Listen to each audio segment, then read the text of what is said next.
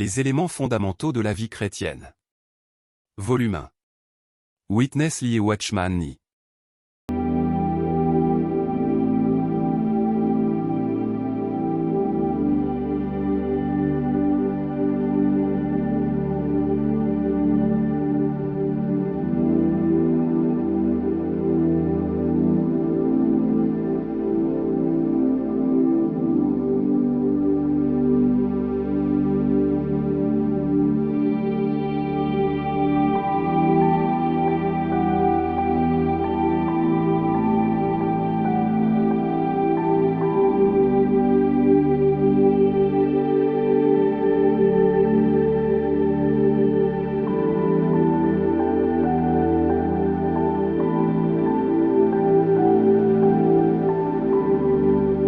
Chapitre 3.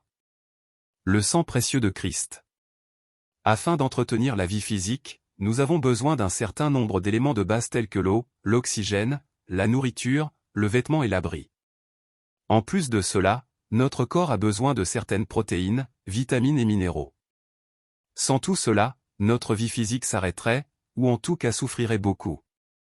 Il en est de même dans notre vie spirituelle. Notre vie spirituelle, tout comme notre vie physique, nécessite certains éléments de base. Ces éléments sont essentiels.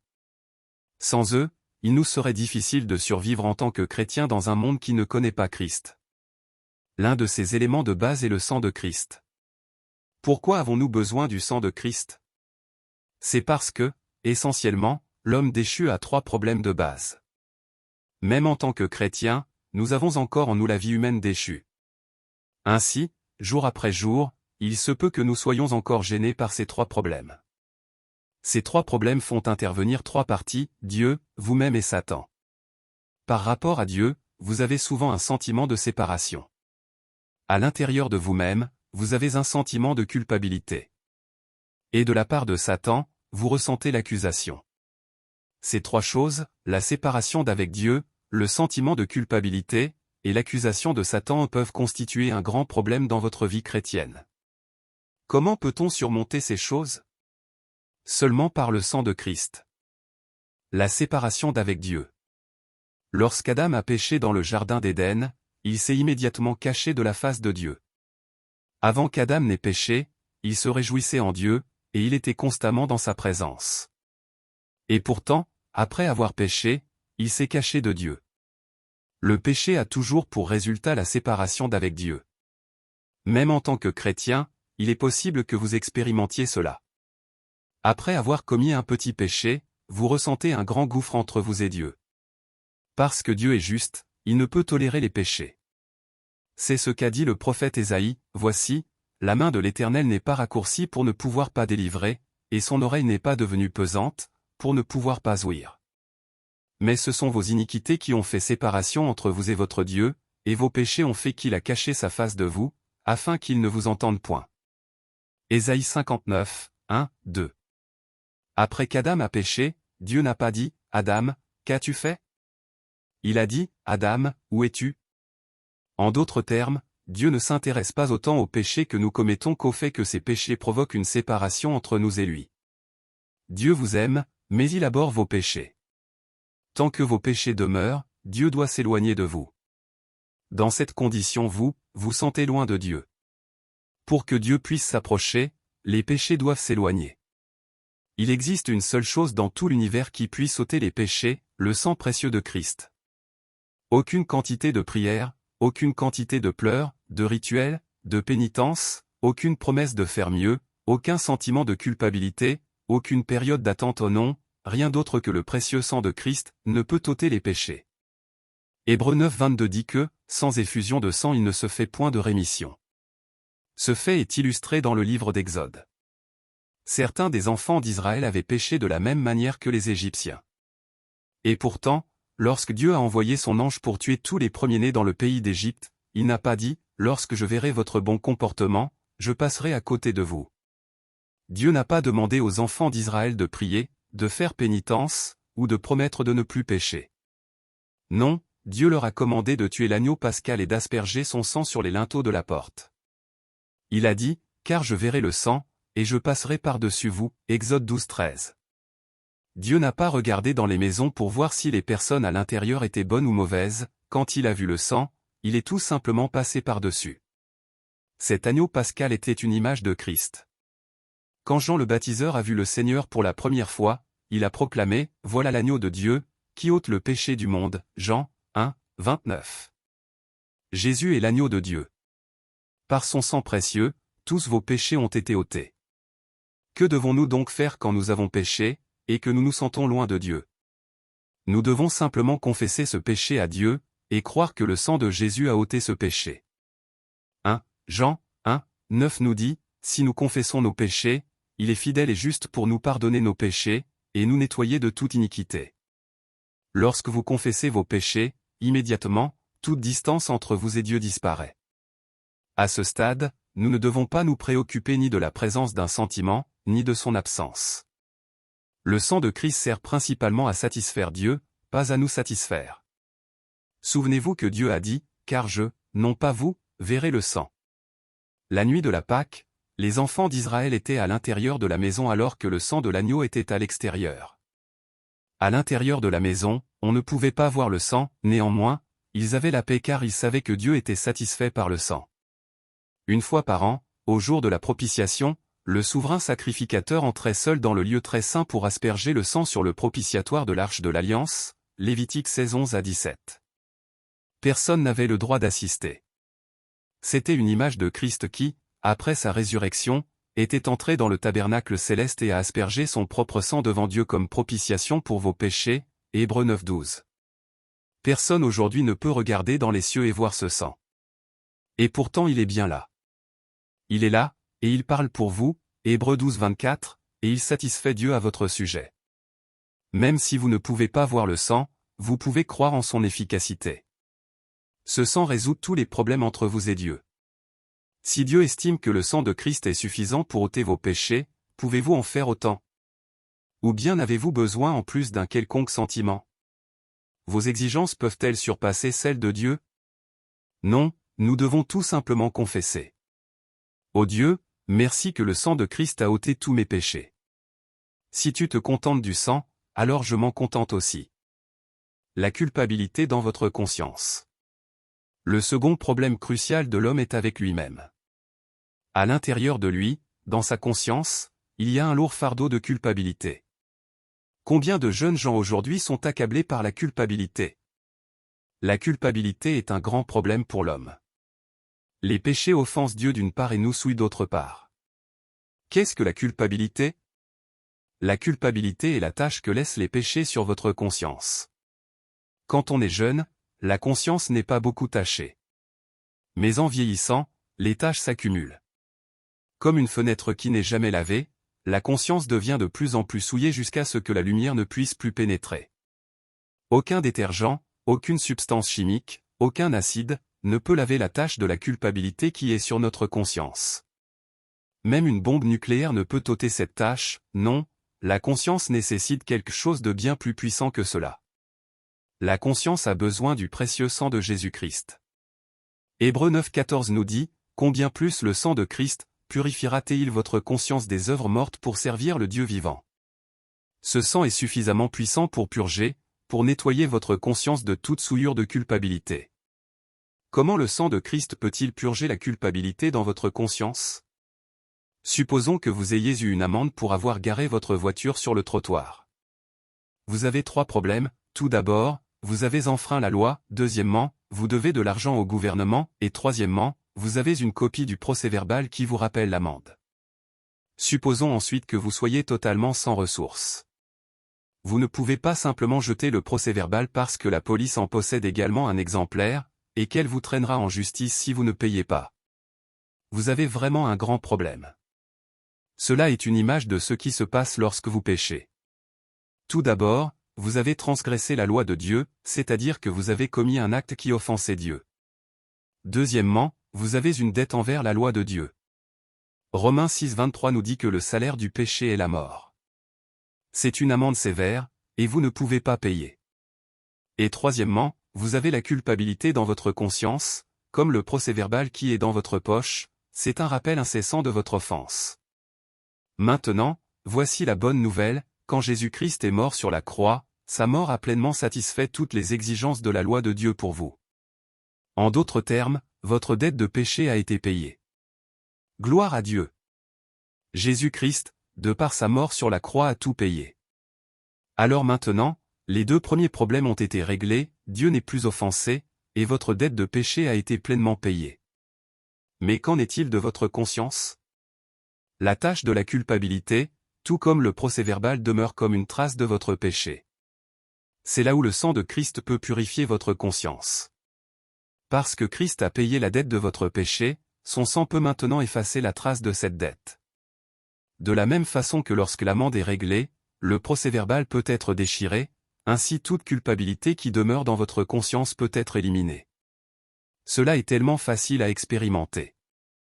Dès que vous péchiez et que vous avez en vous le sentiment de culpabilité, vous pouvez tout simplement vous ouvrir à Dieu et prier ainsi, « Ô Dieu, pardonne-moi pour ce que j'ai fait aujourd'hui. Merci, Seigneur, que tu es mort pour moi sur la croix et que tu as payé pour ce péché que j'ai commis. Seigneur, je crois que ce péché a été pardonné par toi. Maintenant je réclame que ton sang précieux purifie ma conscience de toute souillure de culpabilité. » Souvenez-vous de 1 Jean 1, 9, si nous confessons nos péchés, il est fidèle et juste pour nous pardonner nos péchés, et nous purifier de toute iniquité, et de Psaume 103, 12, il a éloigné de nous nos fautes, autant que l'Orient est éloigné de l'Occident. Qui peut dire quelle distance il y a entre l'Orient et l'Occident? De la même manière, lorsque nous confessons nos péchés, Dieu les retire infiniment loin de nous. Nous n'y sommes plus associés. Grâce à cela, nous pouvons avoir la paix dans notre conscience. Quand Dieu oublie, il oublie. Ne pensez pas qu'après avoir pardonné vos péchés, il se peut qu'il revienne un jour pour vous les rappeler. Non, pour ce qui est de vos péchés pardonnés, Dieu a la mémoire très courte. Parfois, il se peut que vous ayez la mémoire plus longue que Dieu. Dieu peut-il réellement oublier? C'est ce que dit Jérémie 31, 34, « Je pardonnerai leurs iniquités, et je ne me souviendrai plus de leurs péchés. » Si Dieu oublie vos péchés, vous pouvez également les oublier. Ne rappelez pas à Dieu quelque chose qu'il a déjà oublié. Cela fait déjà presque 2000 ans que Christ est mort. Son sang a déjà été versé et il est disponible 24 heures par jour pour purifier votre conscience. Lorsque vous péchez, il n'y a pas besoin d'attendre. Attendre n'augmente pas le pouvoir du sang. Le sang est tout puissant. Où que vous soyez, à n'importe quel moment de la journée, si vous ressentez la culpabilité dans votre conscience, réclamez le sang précieux. Bienheureux est celui de qui la transgression, bienheureux est l'homme à qui l'Éternel n'impute point son iniquité. Psaume 21, 1 à 2. Par le précieux sang de Christ, le problème de la culpabilité est solutionné. Les accusations de Satan. Cependant, parfois, après avoir confessé et avoir appliqué le sang, il se peut que vous continuiez à avoir un sentiment désagréable en vous. Est-ce que cela signifie que votre péché n'est pas pardonné? Que le sang de Christ est inefficace? Qu'il y a besoin de quelque chose de plus? Nous devons répondre, absolument pas. D'où viennent donc ces sentiments désagréables qui apparaissent après que vous ayez confessé et appliqué le sang? Ils proviennent de l'ennemi de Dieu, Satan. Pour comprendre cela, nous devons voir qui est Satan, et ce qu'il fait. Satan est le « diable », qui dans la langue originale de la Bible signifie « l'accusateur ». Ainsi, Apocalypse 12 parle de lui comme étant « l'accusateur » de nos frères, qui les accusait devant notre Dieu jour et nuit. Satan, l'ennemi de Dieu, passe la plupart de son temps de jour comme de nuit, à accuser le peuple de Dieu. C'est son travail. Bien sûr, ce n'est pas Dieu qui lui a demandé de le faire. C'est plutôt lui qui s'est chargé lui-même d'accuser sans cesse le peuple de Dieu. Cela nous est révélé dans l'histoire de Job. Job était un homme juste, et il craignait Dieu, Job 1, 1. Pourtant il est écrit que Satan est apparu devant Dieu pour accuser Job devant lui. Il a dit, « Est-ce en vain que Job craint Dieu? Tu as béni l'œuvre de ses mains, et son bétail a fort multiplié sur la terre. Mais étends maintenant ta main, et touche tout ce qui lui appartient, et tu verras s'il ne te blasphème point en face. » Job 1, 9 à 11. En d'autres termes, Satan a accusé Job de ne craindre Dieu que parce qu'il l'avait béni. Satan prétendait que Dieu avait soudoyé Job, et que si Dieu retirait toutes les richesses de Job, alors Job maudirait Dieu. Cela illustre l'accusation de Satan dans le domaine spirituel. Dans le livre de Zacharie, le souverain sacrificateur, Josué, s'est tenu devant Dieu, et Satan se tenait à sa droite, pour le contrarier, Zacharie 3, 1. Josué était vêtu de vêtements sales, verset 3. Cela était une image de notre basse condition pécheresse.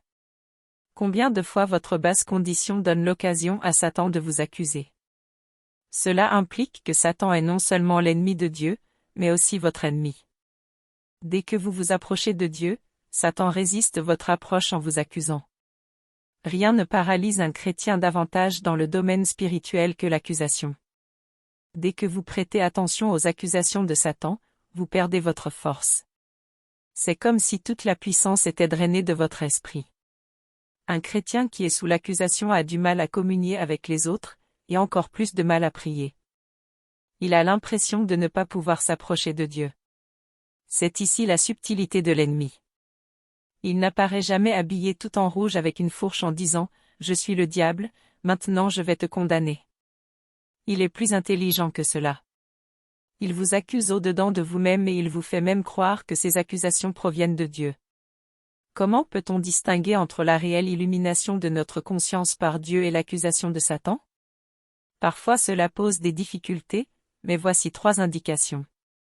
Tout d'abord, la lumière de Dieu vous nourrit, alors que l'accusation de Satan vous vide complètement. Lorsque Dieu vous parle concernant vos péchés, il se peut que vous vous sentiez exposé ou blessé. Toutefois, vous êtes également nourri et encouragé à vous rapprocher de Dieu et à appliquer le sang précieux de Christ. Les accusations de Satan, par contre, sont totalement négatives. Plus vous écoutez, plus il vous est difficile de prier. Vous vous sentez vide et découragé. Deuxièmement, lorsque Dieu vous parle, il s'agit toujours de quelque chose de spécifique, alors que la condamnation de Satan est très souvent, mais pas toujours, générale. Parfois il vous fait croire que c'est parce que vous êtes tout simplement fatigué ou parce que vous avez passé une journée difficile. D'autres fois, il se peut que vous ayez simplement un vague sentiment de ne pas être en paix avec Dieu. Mais lorsque vous sondez votre conscience, vous ne trouvez aucun péché spécifique qui pourrait vous séparer de Dieu. Ou alors vous vous réveillez avec un sentiment général de dépression, ou un certain sentiment de gêne vis-à-vis de Dieu. Tous ces sentiments vagues de condamnation qui n'ont aucune source apparente dans le péché proviennent le plus souvent de Satan, et doivent être rejetés. Lorsque Dieu vous parle, il est spécifique et positif. Mais lorsque Satan parle, il est le plus souvent vague et négatif. Troisièmement, tout sentiment de malaise qui demeure après que vous ayez confessé et réclamé le sang provient de Satan. Il n'y a jamais besoin de confesser et de réclamer le sang une seconde fois. L'exigence de Dieu est immédiatement satisfaite par le sang. Mais Satan n'est jamais satisfait. Il aimerait vous voir confesser, et confesser à nouveau. Proverbe 27:15 dit, « Une gouttière qui ne cesse de couler par un jour de pluie et une femme querelleuse, sont comparables. » Les accusations de Satan sont comme cela, comme un robinet qui fuit ou comme une femme qui râle sans cesse, ils ne vous permettent pas de vous endormir. Mais lorsque Dieu vous parle, c'est différent. Lorsque vous confessez et que vous réclamez la purification par le sang, Dieu est immédiatement satisfait. Toute voix qui se lève par la suite vient de Satan. Si vous confessez votre péché et réclamez le sang précieux, et que malgré cela un certain malaise continue à vous tirailler intérieurement, vous devriez immédiatement cesser de prier. Ne confessez plus. Vous devriez plutôt vous tourner vers la source de cette accusation et dire quelque chose comme ceci, « Satan, j'ai confessé mon péché à Dieu. Il a pardonné mon péché, et le sang de Jésus-Christ m'en a purifié. Ce malaise que je ressens en ce moment ne vient pas de Dieu, il vient de toi, et je le refuse. Satan, maintenant tu dois regarder le sang de Christ. » Ce sang répond à chacune de tes accusations, essayez de parler à Satan de cette manière. Lorsque vous utilisez le sang de cette manière, Satan est vaincu et il le sait très bien. Apocalypse 12:10-11 dit, « L'accusateur de nos frères a été précipité. Et ils l'ont vaincu à cause du sang de l'agneau et à cause de la parole de leur témoignage, la parole de votre témoignage, c'est tout simplement votre déclaration que le sang de Jésus-Christ vous a purifié de tout péché et que ce sang a vaincu Satan. Lorsque vous parlez audacieusement de cette manière, vous pouvez surmonter les accusations de Satan. La vie chrétienne est une sorte de guerre. Satan, votre adversaire, tourne autour de vous comme un lion rugissant, cherchant qui il pourra dévorer. 1 Pierre 5:8. Pour cette guerre, il vous faut les armes adéquates. Une arme importante que vous devez utiliser est le sang de Christ. Une vie quotidienne remplie de la présence de Dieu. Par la puissance du sang précieux de Christ, il est possible pour un chrétien de vivre à chaque instant dans la présence de Dieu. Dès qu'un petit péché vient inhiber votre communion avec Dieu, vous pouvez immédiatement le confesser et réclamer le sang triomphant de Christ. Immédiatement, la communion est restaurée. Pourquoi perdre du temps? Le sang de Christ est disponible à tout moment, jour après jour. Vous ne pouvez jamais épuiser la puissance purificatrice du sang de Christ. Son sang n'a pas seulement le pouvoir de purifier les péchés commis dans le passé mais également tous ceux qui pourront être commis dans le futur. Par la puissance du sang précieux de Christ, vous pouvez bénéficier d'une conscience qui est exempte de toute tâche de péché. Grâce à cela, vous pouvez venir à Dieu avec assurance. Approchons-nous de lui avec un cœur sincère et une foi inébranlable, ayant les cœurs purifiés des souillures d'une mauvaise conscience. Hébreux 10:22. Par le sang de Christ, votre conscience peut être exempte de culpabilité.